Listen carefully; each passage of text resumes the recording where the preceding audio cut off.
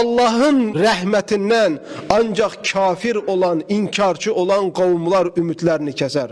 Bakın muhterem kardeşler, Hamza radıyallahu anhu, Muhammed sallallahu aleyhi ve sellemin emsi, Allah'ın aslanı, Müslümanların İslam dinini izzetle yaşamalarına vesile olan bu büyük şahsiyet, onu böyle şehit eleyen, onu böyle Uhud dövüşünde öldürüp bedenini darmadağın eleyen vahşi denilen bir nefer, Peygamber sallallahu aleyhi ve selleme Mekke'den mektup yazanda ki İslam'ı kabul etmek isteyirəm, sana inanmak isteyirəm, tövbe etmek isteyirəm.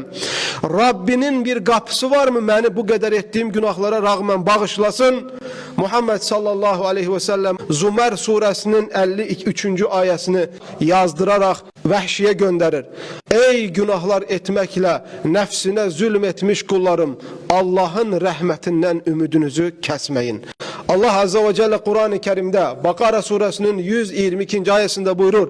İnna Allaha yuhibbut tevvabin. Allah Azze ve Celle ona dönenleri, günahlarından tövbe edenleri sever.